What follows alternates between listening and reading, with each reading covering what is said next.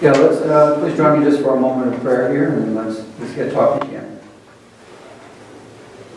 Thank you, dear God, for the testimony of our ancestors in the faith throughout the whole church. Thank you for our partners in the faith and the whole church.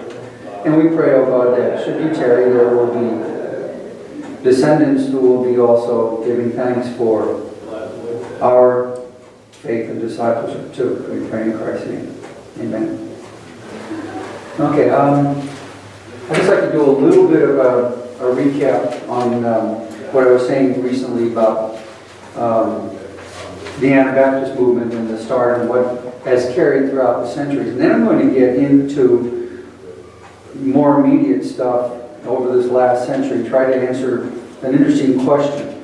I think I mentioned last week a young man by the name of Randall Kaufman from Windham, Kansas. And Windham, Kansas, they say, is not the end of the world, but you can see it from there. And how did a young man get from there to the Belgian Congo? And as we get into these stories, then we'll be talking about recent history, your history probably, so feel free to say, and that reminds me of, or fill in more of the picture with experiences or people you've known along those same lines. But again, a little bit of review. The three things, according to H.R. Bender, that characterize the surviving missional Mennonites. Anyone remember? Discipleship, Okay. community, voluntary. Well, I would lump that in. The voluntary association as part of the community. And yeah, discipleship. Faith as discipleship. The Roman Catholic leaders and the Protestant leaders would say, we hope that your Christian faith leads to discipleship. But the Anabaptists were saying, without discipleship, what kind of faith do you really have? Kind of taking their cue from James, saying that faith without works is dead. And the Reformers said, well, then that could lead to legalism and works righteousness. And I think that's a good warning for us. But I think the Anabaptists also had a good question and warning too. Without discipleship, following Christ, then what faith is there really? Hans Denk, one of the more spiritualist Anabaptist leaders, famously said that we cannot follow Christ in this life unless we know Him. No, he started out, we cannot know Christ in this life. And we cannot know Christ except we follow Him in this life. But then he went on to add, and we cannot follow Him in this life unless we know Him. So I think it's a wonderful way of keeping the spiritual regeneration and the expression of discipleship together. Or I was reading this week some of Dietrich Bonhoeffer's book, The Cost of Discipleship. He was a Lutheran church leader during the crisis of Nazi Germany. He was famous for saying, grace is costly because it calls us to follow.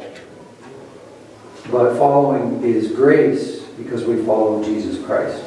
And again, I think that's a very Anabaptist kind of statement for that Lutheran church pastor to say. So yeah, Christian life or faith is discipleship. And church is a voluntary association of believers. And then another thing come to mind? Love, right. And not only love, but a love so indiscriminate and so big and so like Christ that it goes equally to foe as well as to friend. And here's that thing I forgot to read last week when Conrad Gable was writing to Thomas Müntzer, leading the rebellion in Munster. And he wrote, moreover, the gospel and its adherents are not to be protected by the sword, nor are they thus to protect themselves, which, as we learn from our brother, is your opinion and practice.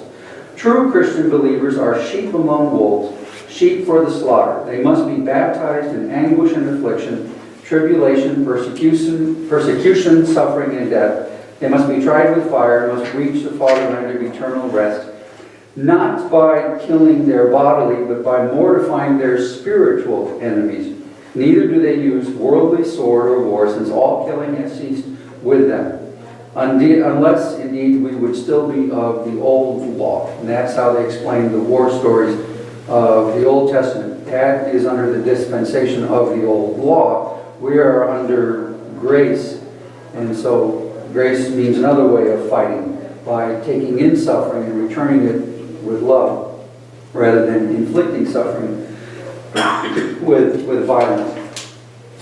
The prime Bible texts for these Anabaptist leaders were the New Testament epistles and the Sermon on the Mount of Jesus.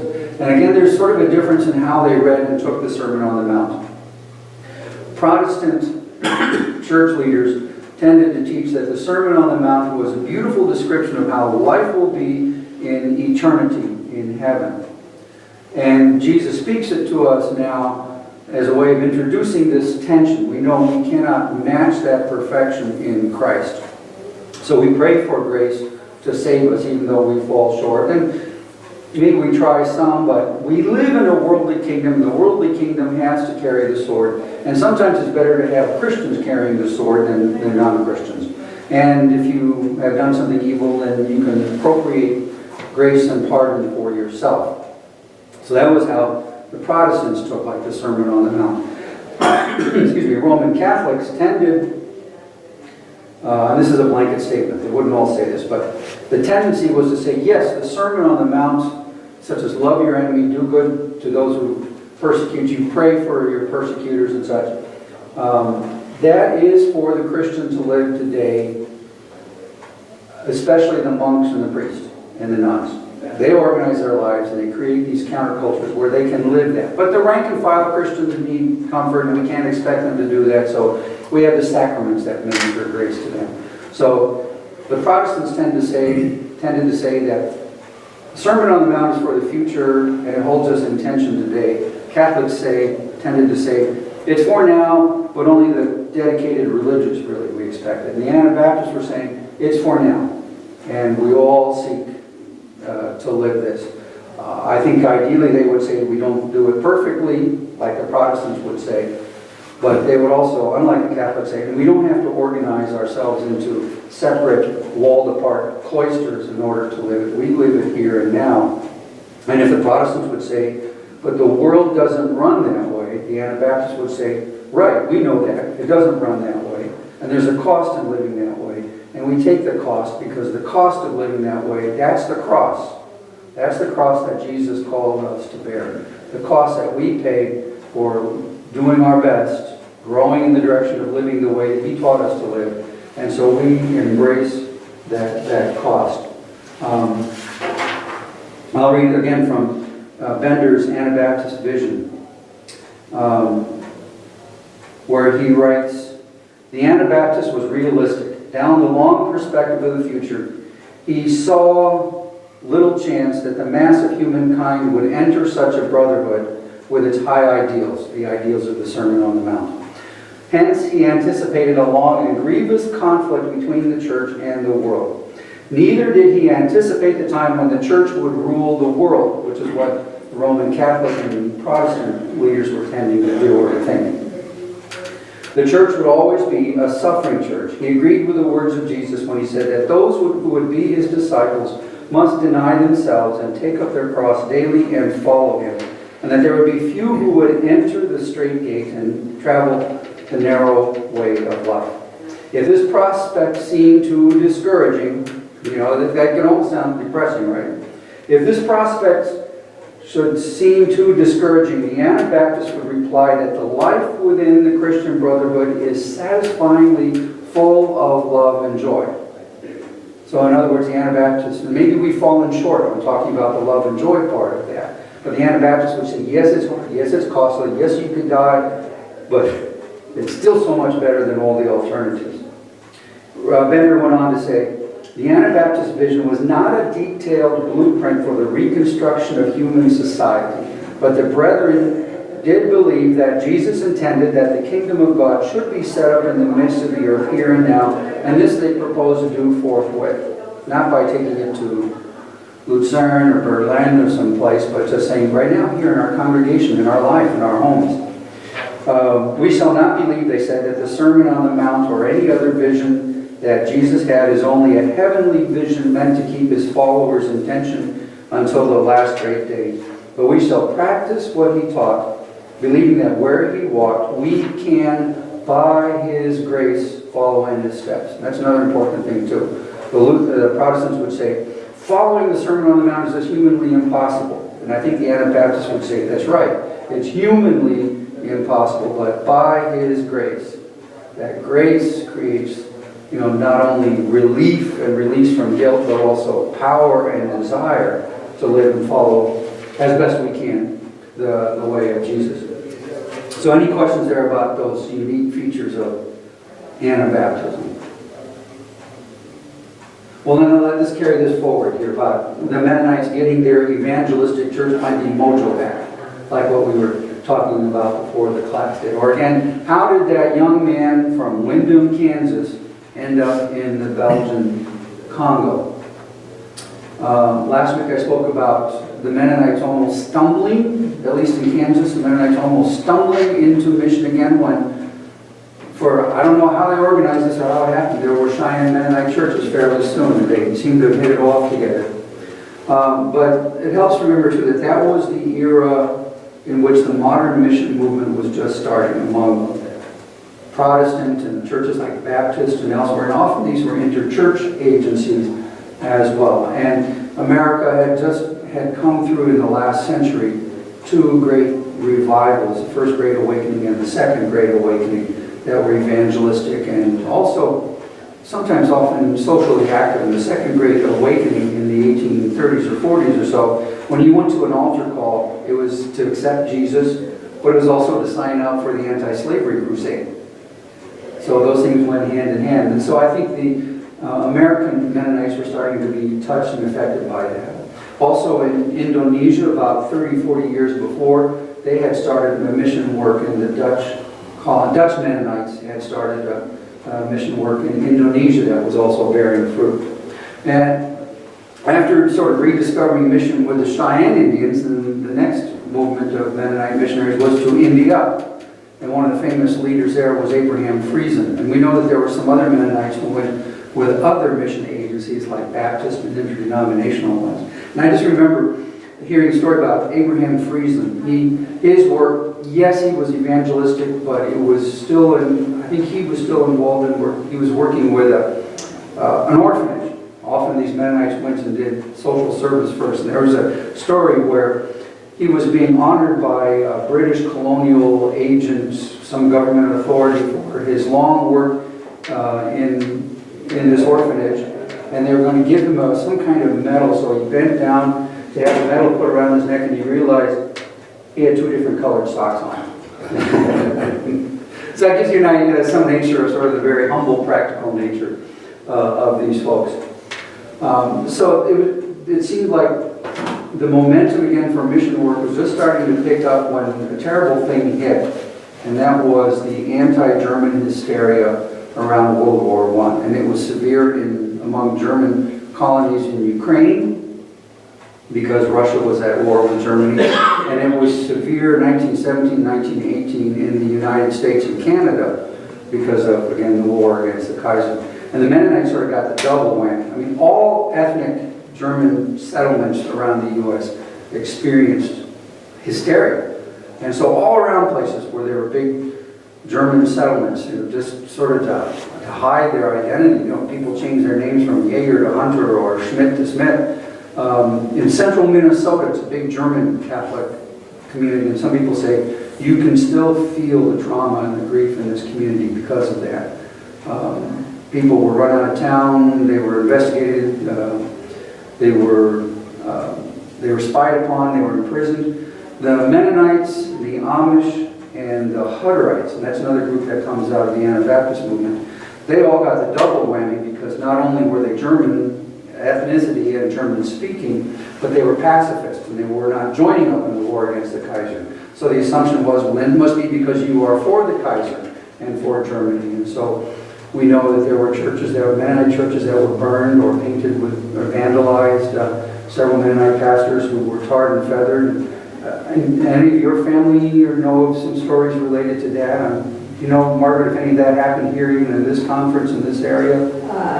Harrisburg, I believe, had a yellow stripe thing painted around the church. I'm not sure. And here in the Zion area, in Yoder, Well, there were fellows in Cap Lewis, Oh, okay. and he tried to visit it, I think he did. Oh, okay. There are stories That's right there in the book you have there. Yeah. And one thing, there was a draft then, but there was no conscientious objector legal status at the time. The government did not recognize that. And so young men who would not participate in that ended up in jail, or sometimes in a few instances they were able to get some kind of non-combatant position. A gentleman in the church I served in Minnesota, his father was drafted in World War I, and so he managed to get a position in the U.S. Army as a medic, and he was in France during the fighting in 1917 or 1918. And because he spoke German, that actually enabled him to minister to wounded German soldiers as well. A few years after the war, this guy's father was in a general store somewhere in Cottonwood County, southwest Minnesota, and he overheard somebody with a very thick German accent talking to the cashier. So he came around and started talking with the guy in German. And the guy said, "Oh yeah, I just came to America because there was this one, I was in the Kaiser's army and I was badly wounded in France, and there was this wonderful American medic who spoke German and who took care of me. And I just thought that if these Americans are just so nice that they would have German-speaking medics to treat me like one of their own, I've got to go to that country because it's fallen apart back home where I came from." And they couldn't prove that he was exactly the same, that they were exactly the same persons who had helped each other. But it's interesting that at least that kind of connection started. There was another story of two brothers from a Hutterite community in South Africa by the name of Hofer, who were sent to a military camp south in Leavenworth, Kansas. And they refused to put on the uniform, they refused to march, and they were beaten, and finally beaten to death, and then sent back home to their family in South Dakota in coffins in the uniforms that they had refused to put on in life. So that's how hard it was for Mennonites during that time, getting the double whammy of the war fever and the anti-German hysteria. Same thing was happening in Ukraine, as I mentioned. And then on top of that then was the imposition of Soviet communism and Stalinism that I mentioned last week. And word got out around the Mennonites in the U.S. and Canada just how bad it was for their brothers and sisters in the Ukraine. So they got together in Prairie Street Mennonite Church in Elkhart, Indiana. Remember I mentioned that same church last week. That's the one that organized bringing people from Ukraine in the 1870s. So 50 years later, in the 1920s, they get together again, getting people from different Mennonite organizations and churches in Canada and around the U.S. together to say, how can we help our brothers and sisters in Ukraine? We'll send them tractors, we'll send them food and things like that. And what shall we call this benevolent organization that's going to serve our brothers and sisters in need in Ukraine? Well, since we're kind of a central committee of Mennonites from all around North America, how about we call ourselves the Mennonite Central Committee, MCC? And that's how it got started in the 1920s with that original impetus, again in the walls of Prairie Street Mennonite Church. If those walls could speak. At the same time, there was another movement, mission towards the Congo, which was a Belgian colony at the time. Big, huge piece of Central Africa, the biggest country, I think, in Africa. Organized under the name of Africa Inland Mission. It's now Africa Inter-Mennonite Mission, which combines the resources and staff and people of about 4-5 different Mennonite denominations across the U.S. and into Canada. And at that time, Mennonite missionaries going into the Congo had to stop first in Brussels, Belgium, and attend the school that they had for teaching French, which is the colonial language, and also to teach the Belgian colonial system. So they wanted to make sure that any workers coming in were totally on board with how the Belgians are running the country. So they sort of were trying to indoctrinate them into the Belgian colonialism to begin with. Just a little personal note. When Becky and I were studying French in Belgium before going to Burkina Faso. We went to that same school, but it was totally different. It was still connected with the government, but no longer had that mission, and it was simply teaching French and maybe some aspects of Belgian citizenship to refugees coming from all over the place, including some solidarity activists from Poland. And I remember a ship captain who walked off for the boat because he was from Romania. He had it up to here with Ceausescu. And so we met some of the most interesting people in that school.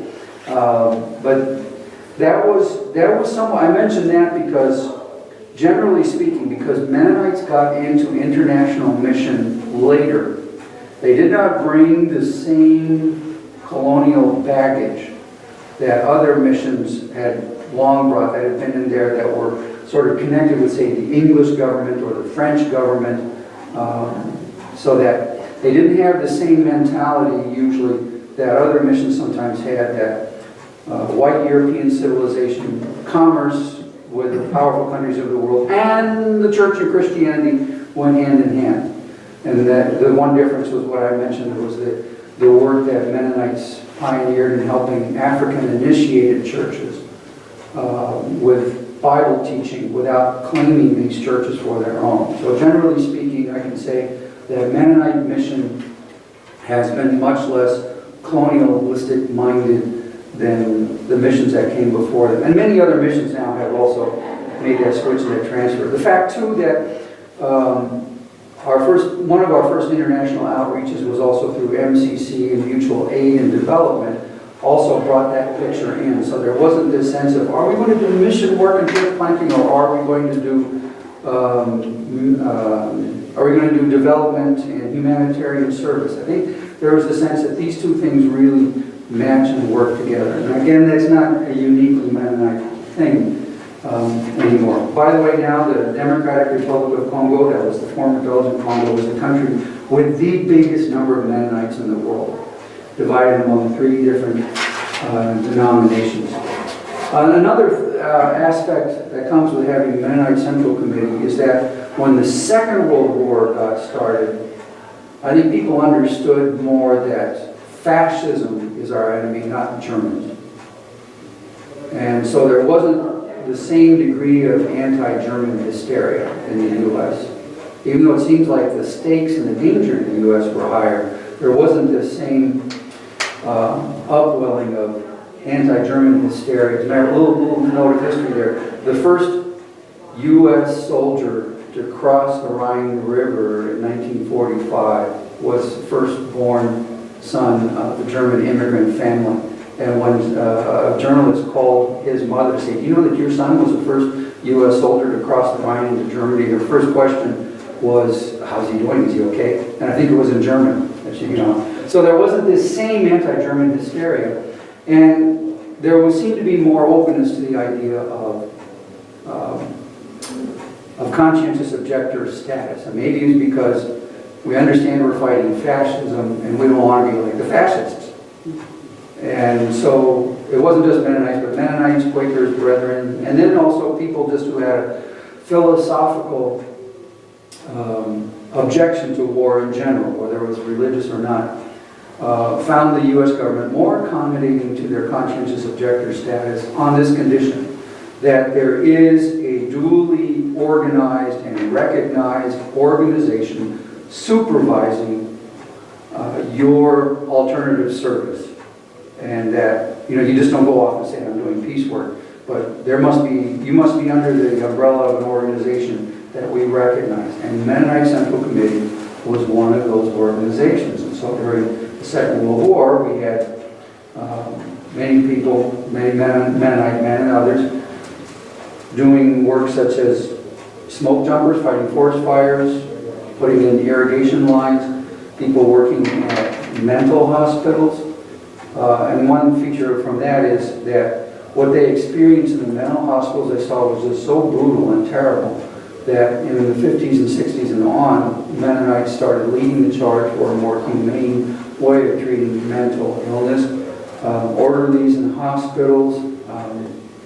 Some of you know these stories. There might be a couple of you who have done some of that. Ralph was a camp for 2.5 years. Oh yeah, and where was that again? He was at Belton for 2 years, Glacier Park, and the last 6 months we were on the dairy farm in California. Okay, But the war was over before that. yeah. But I think the conscientious objector status program continued on into the Vietnam War, through the Korean War, and into the Vietnam War. And then finally the draft was ended at the end of the Vietnam War. What other stories or experiences of this alternative service do we have among us here that we know about in Zion? Well, John's dad was Yeah. also at Belton, and several young groups. I remember the Zion folks Yeah, living at Belton and other places. okay. But this had happened, the FCC was prepared for this before the war. Right, yeah. It is, yeah, it was set up pretty much before.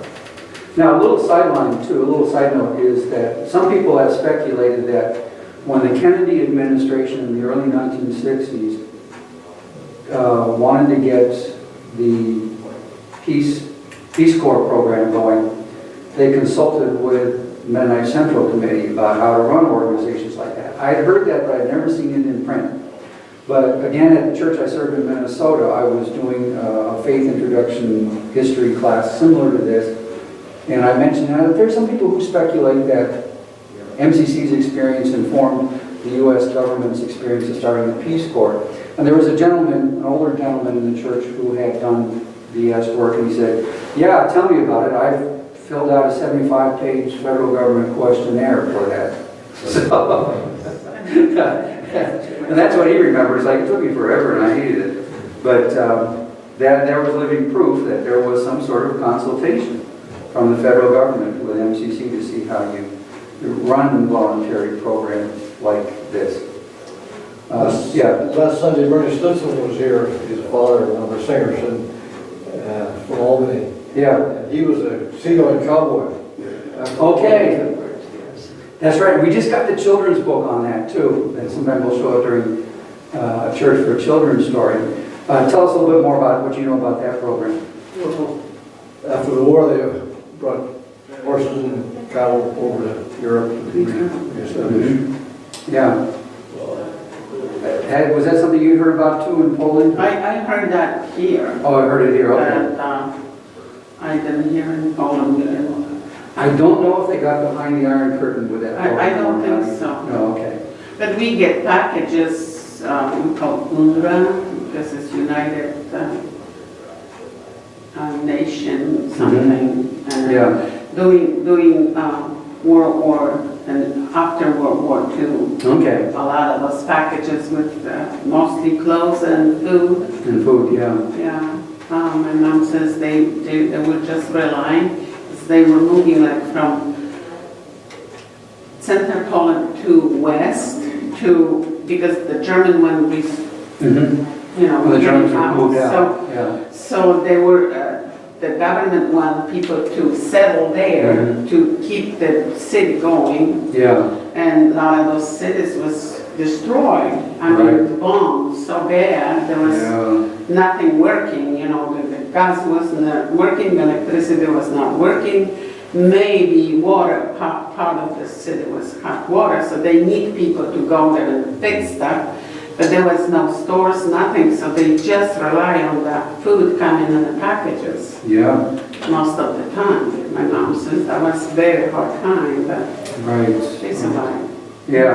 That's What my grandmother remembers about that time was building up muscles from building things, Yeah. moving bricks and things like Well, that. I remember when we were little, you know, after church, because everybody works 6 days. Mhm. On Sunday after church, we go to town, and parents were digging out the bricks, and we were sitting on the curb and cleaning Mhm. and stacking them, you know, on the piles, and on Monday the trucks will come and take them to the little city. Okay. So I remember that. Yeah. I don't know how I was 5 years old maybe. Yeah. So it's, you know, and I was born 2 years, 48. Okay. So there's like 3 years after war and I was 5. So there's 8 after war and our city was not rebuilt yet. Mm. We just starting. Yeah. Yeah, so there was, our city was really bombed, like 85% or 90% was bombed. There was almost no, just the old town Mm-hmm. was kind of intact, Yeah. but there are buildings from like 1400 or 1500. And they were a little damaged a little bit, but you know, the government rebuilt later. Yeah. But like where we were living, there was 3 buildings where it was standing. The rest was just rubbles. Yeah. Wow. One of the things I remember seeing in Belgium and France was that you would see these belts of obviously rebuilding right around the rivers and canals. The old houses dating back even 1,000 years, in between them were often intact. But then when you get close to a river or canal, you'd see lots of cheap new cinder block construction because the fighting would keep racing for the river or the canal or a bridge, stall out there, and then bam onto the next one, and everything around them would constantly be destroyed. Yeah, in the fighting. Now, one of the effects that had on pacifist Mennonites was that it did raise the question, you know, that war and devastation and the poverty afterward, is what is our missional faith, discipleship, commitment, and engagement to the world to be about? So far, it's been mostly about disengaging and protecting our culture and values and faith from the world, but the experience that we've had over the past 100 years or so is we can't do that because the world comes looking for us. And secondly, is that responsible discipleship? Is that a responsible way? Is that a Christ-like way to live out our faith just by withdrawal? Can we take the treasures of our faith and our peace commitment into the world, whether they're ready to receive it or not, just like our first generations of ancestors did? And so, that, and also the experience of these mostly young men, but mostly young men coming back from voluntary service that were saying too that the world needs us, or I've been out to the world now and I've changed. You know, and so what do we do? I'm not satisfied with just sort of living as the stilling Land, the quiet in the land here. There's got to be another way that we engage as Christ's disciples with the world. So 1945 and beyond was, I think, again, a flowering of Mennonite missional and peace and development engagement with the world. When I was at the Mennonite World Conference in the summer of 2015, from what I knew about Mennonite mission history, I can say that, you know, most of these people are representing churches that got started after 1945. Japan, I knew Robert, I forget his wife's name, the Ramsayers, who went to Japan. And as they spoke about the gospel of peace, there were lots of broken, spiritually, emotionally broken Japanese people who were saying, yes, tell me about peace, I'm ready to hear about this. And Robert Ramsayer had also gone as a seafaring cowboy a year or so previously, helping, you know, to bring the livestock to Europe. And that's getting to how this Kansas farm boy, Randall Kaufman, got to the Belgian Congo. The Mennonites were already there from the 20s. And then these programs, the Mennonite interest in serving the world expanded. And one of the MCC-related programs was PAX, or I always say PAX, or Teachers Abroad. And that's how Larry was sent to the Belgian Congo to be a teacher there. Now his specialty was in mechanics. Like his brother, he could fix or build anything mechanically. And that's one of the reasons why the Congolese really loved him, just also because of his open personality, very friendly and down to earth and fun-loving. So you can imagine how heartbroken again they were when he did not come back in that canoe on the Kasai River. Now I know his story because almost 50 years later I was called to pastor his home church in the Person, Kansas. And we were coming up on the 50th anniversary of this church. And in my study and talking about the history of that church, Randall's the brother, Larry's death and disappearance really hung as sort of like a heavy lead blanket. Like, you know, the blanket you get at the dentist, you know, that makes you feel like you just want to go to sleep. That's how it had affected that whole church. It was like an unresolved wound.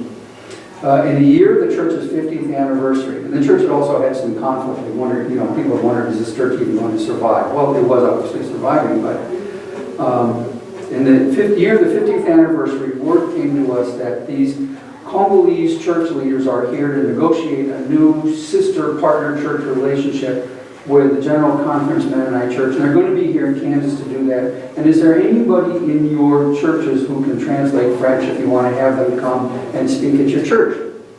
And so we agreed. There were 3 of us at that church who could speak French. So I went to pick up the leader that we were expecting and found that he couldn't come. But somebody else had come in his place. The name was Kakesa, Elder Kakesa.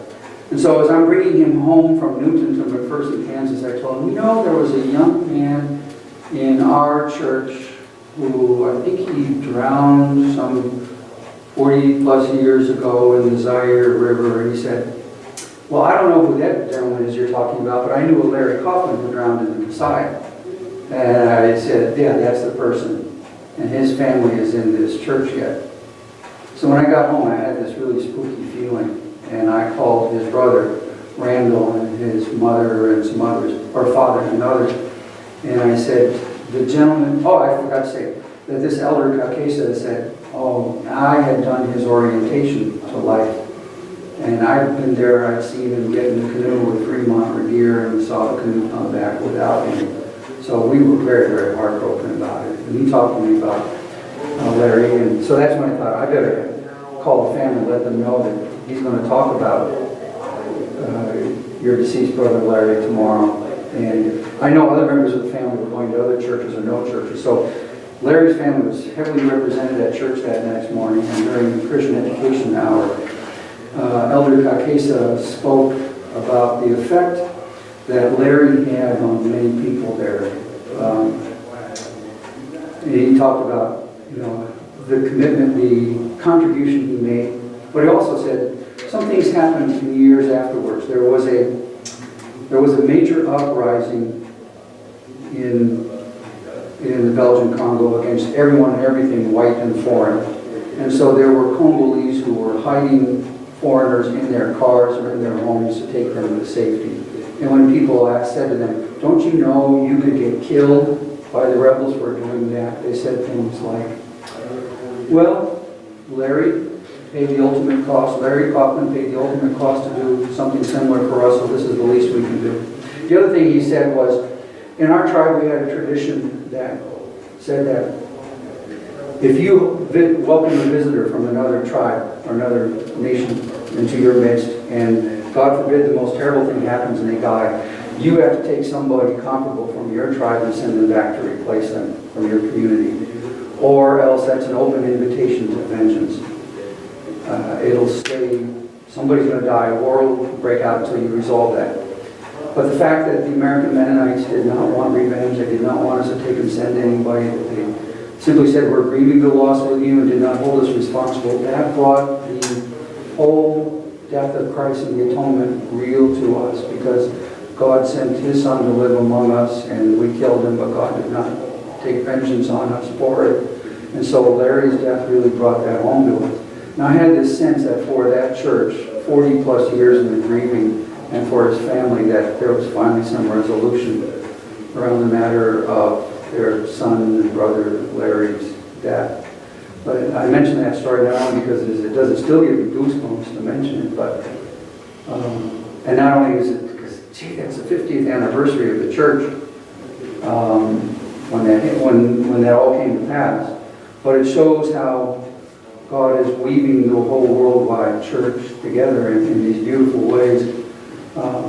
And that's sort of what I'll finish up with here. As I mentioned, most of the churches now and then at World Conference were started after World War II, partly because of the whole crisis of World War II and the question of what is our engagement supposed to be with the world. And churches that got started after 1945, I mentioned Japan, Colombia.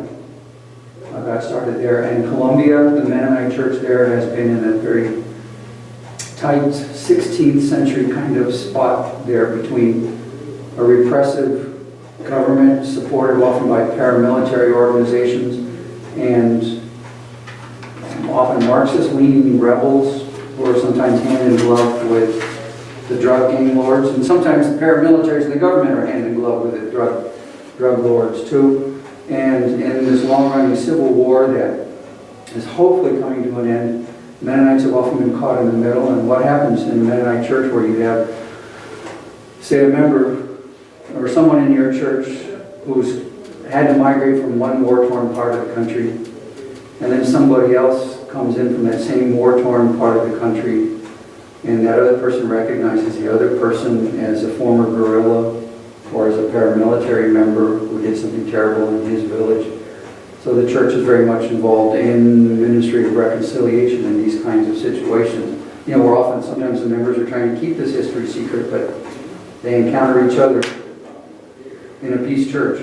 And that's a major pastoral issue to be working through, and that's something that they deal with all the time. A couple other church stories I just want to mention briefly. Becky and I were in Burkina Faso. That Mennonite church started in the late 80s. And the late 1970s. And the way that got started was that the Christian Missionary Alliance was working in the western part of the country using the trade language of Jula for its songbooks and Bible translations and Bible teaching materials. But they looked at this little strip of the country down the extreme southwest corner of the country, territory about the size of all Chicagoland, with quite a few different tribes and ethnic groups. And the Christian Missionary Alliance would like to reach that part of the country with church planters. They have their own languages, but they use the Jula language when they get together. But they don't have the missionaries for it. But they already have good relationships with the Mennonite Central Committee workers in that country, doing water resource development, community development, nutritional teaching, agricultural things. And so they asked the MCC workers, can you guys send some missionary linguists to help reach that part of the country? We'd be glad to work in partnership with you. And the MCC workers said, well, MCC doesn't do that, but we know the people who do. And so that's how Africa Inter-Mennonite mission workers came into that part of the country on the invitation of the Christian Missionary Alliance denomination, and kind of in a partnership where they said, sure, use this stuff that we've already developed. And one time they had a session in the city of Bobo Dioulasso on how to do theological education by extension. That's where you take the Bible training materials out to the villages in the bush. People read them during the week and you talk with them about them one time a week during the dry season. You can't do it during the rainy season. And so I got that training at the CMA office there in Bobo Dioulasso, and that's kind of what my assignment was. But again, this interesting sense of it was MCC that was there first, and in partnership with other churches and Christians who were there, then Mennonite mission workers were invited in. Another place where MCC had an impact later in the late 1980s was there was a terrible earthquake that struck southern Iran around the city of Bam. And so the Mennonite Central Committee contacted the Iranian Red Crescent, which is sort of like the Muslim version of Red Cross, and said, we have all this canned beef that Mennonites have been stocking up for relief and development. Can we send it to you? And the Iranian Red Crescent said, that's exactly what we need, please do. And then the next thing was, and on the labels it says, in the name of Christ. That's the MCC. Is that going to be a problem? And the Iranian Red Crescent leaders said, and this is during the time of the Ayatollah Khomeini, they said, don't bother, just send the cans, that's who you are, we know, just send the cans, even in the name of Christ, no big deal. And that opened up a relationship with the Iranian Shiite mullahs and their seminary at Qom. You know, and Ayatollah Khomeini, he has some kind of tribal affiliation with Qom, that city, and the people there. And so that opened up things, possibility of exchanges, educational exchanges. where they would invite Mennonite guest speakers to come to their seminary and talk about the Christian faith and the Mennonite perspective on it. And then Iranian Shiite Muslim clerics would come and speak at Mennonite institutions so that you could understand Islam better. Now, the important part is that they are Shiite Muslims in the House of Shia. The Shiite Muslims are a minority who tend to feel kind of beleaguered and under attack from the bigger Sunni majority of Muslims. And I remember I got to meet a couple of Shiite seminary clerics at Eastern Mennonite University one summer. And I remember them telling me with tears in their eyes that there are these Sunni Muslim imams who have issued edicts, fatwas against us, saying that to kill a Shiite Muslim is no more consequential than to kill a dog. And so it's like they're actually reaching out to the Christians for some kind of support because they feel so lonely in the world of Islam. And here are the Mennonites who don't have the same history of colonialism and crusading. So I think that has really contributed to the connection. And now I understand that there are some underground churches in Iran, and I better not say any more since this is being recorded. I don't know if Mennonites have anything to do with that, but that opening has come from MCC, and that's not the only one. Just another story again, how Mennonite churches can take on very easily the cultural clothing of that area. It's been said that in a place like Africa, all the Christians are Pentecostal. Even the Catholics and the Mennonites and the Baptists and the Lutherans are Pentecostal in the sense that they're very sensitive to the presence of the spirit world, the evil spirits, the Holy Spirit. They expect and they experience much guidance or comfort or challenge through things like dreams. They're not surprised at things like visions. And in Ivory Coast, there was a church leader, I forget what denomination, Raymond Efuka Eba, who had a dream in which he was just wondering what church should we connect with worldwide. Yeah, he had started an independent church, but he just sort of thought, we need worldwide connections. And in a dream, he had guidance that said, you should connect with the Mennonites. He woke up from that dream and said, who are they? So he went and studied, and he thought, yeah, that's right, these are my people. And so he brought a whole network of sort of culturally homegrown African-style churches into the Mennonite World Conference. And again, this is just an example of how, as the Mennonite church grows, that initial fervor and the very basic components of the Mennonite faith that we talked about can remain, but can take on other clothing than the Swiss Amish or Low German-speaking clothing. The single biggest Mennonite denomination is the Ethiopian Mennonite Church, the Mesedetia Christos Church. And that started also after World War II as a result of this flowering of missional and kingdom interest in the wider world. And they also went through sort of the Mennonite 16th century story and experience of persecution. They had started a few churches, and they had some church buildings, they had a Bible school, they had a hospital in Ethiopia. And then around late 1970s or 1980, a pro-Soviet government called the Derg came into power, led by Haile Mariam Mengistu. And he just cracked down on all the foreign-related churches, the Lutheran-related churches, the Makana Yesu they're called, the SIM-related churches, and the Mennonite-related churches, the Mesedetia Christos. Mesedetia Christos means based on Christ, from 1 Corinthians 3:11, Menno Simon's key signature verse.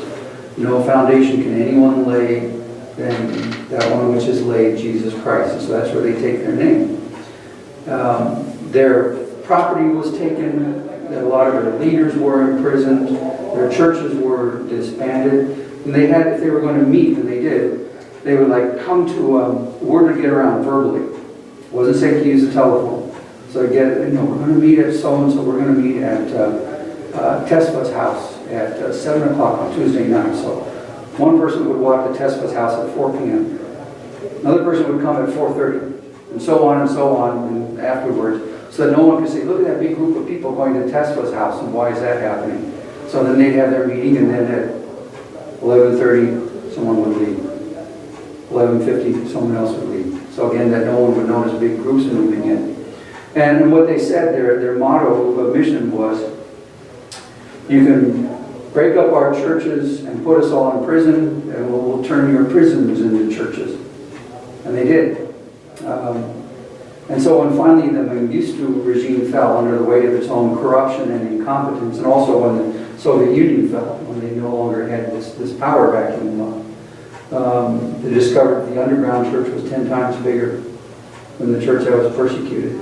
And they never got the property back. The new government said, we'll give it back to you. And when I was there visiting in 2004, they took me to see where the first church building was. And you could sort of see the roof and the steeple over a wall. And they asked the guard there, this guy, he's a Mennonite, he'd like to see the first Mennonite church building.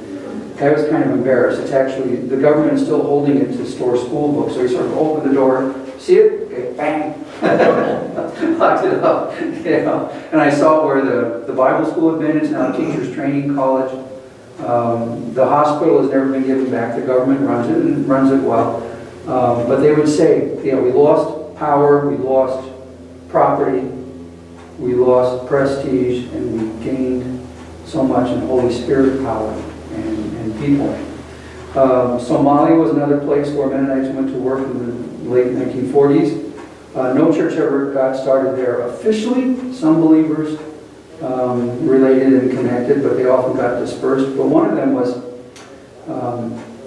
Ahmed Haile, who became a believer. He actually went to Western Mennonite school for a little bit to finish up his English education. And again, it was a Mennonite emphasis on peace that brought him. He had heard in a mosque a reference to the Joseph story. Some of the Old Testament stories are referenced in the Muslim Quran. And so he'd heard the Imam say, so we should have learned to forgive each other like Joseph forgave his brothers. That's all that the Quran tells you about Joseph and his brothers. So when Ahmed was in a hospital sick, he asked a Christian missionary, where can I find out more about the story of Joseph? And she said, well, in the Bible. Can I have a copy of it? So she gave him, he knew English, and so she gave him a copy of the English Bible, and he read the story of Joseph, and that just really touched his heart. And then he became a Christian, and then he became a missionary with the Mennonite, the Eastern Mennonite Board of Mission, and with MCC, and worked on ministry to Somalis, but also worked at peacemaking among Somalis, for which he lost a leg. He was in a building leading peace negotiations with different clan leaders, and someone fired a rocket propelled grenade into that building. There were also messages sometimes on the Somali government radio saying, be on the lookout for Ahmed Haile. Do not believe a thing he says, things like that. So when he settled in the U.S., he and his wife Martha, American, they were working with Somalis here in the U.S. as a church planter and evangelist and supporter of Somali churches. And there was one Mennonite minister, his name escapes me, I have it written, who was killed in Somalia by a Muslim Imam cleric who was afraid that this guy was bringing a Christian message. But most Somalis themselves were horrified at that. And I have seen on Somali websites where they still remember this individual quite positively for his ministry, his teaching, and his service to the Somali people. My impression, or my prediction would be that as Mennonites continue to go forward in mission to the world, it will now be these churches of the developing world, the two-thirds world, and these Mennonites who will lead in reaching the wider world. My prediction is that also that Mennonite church in Ethiopia will be a key leader in this, because there's nothing you can do to scare them that hasn't been done to them already. So there's no way to frighten them anymore. And that energy and their organizational skill, even in adversity, I think they'll export that elsewhere. They are doing already in places that I probably can't mention. I think they will renew the faith and the fervor of the worldwide Mennonite church and be a contributor to the church of all times and places. So that wraps up Mennonite history thing. Next week, I want to talk a little bit more about Zion, but then we'll set up the table here. We won't need to record that. And we'll just do some more discussion type things and get into also this article, what is an Anabaptist Christian, and the confession of the faith in a Mennonite perspective. Start going for the next few weeks on that. I see us going maybe about 3 more weeks, maybe 4, I'm not sure. So we're going to have class next week. We'll have it, yeah. MDS going to be meeting in the sanctuary. Oh, that's right, I'm glad you mentioned that. Yeah, so not next week. No, thank you for reminding me of that. No, we want to hear about the MDS thing next week. So 2 weeks after, we'll pick up where we left off here. Thanks, Lauren. I mean, Lynn.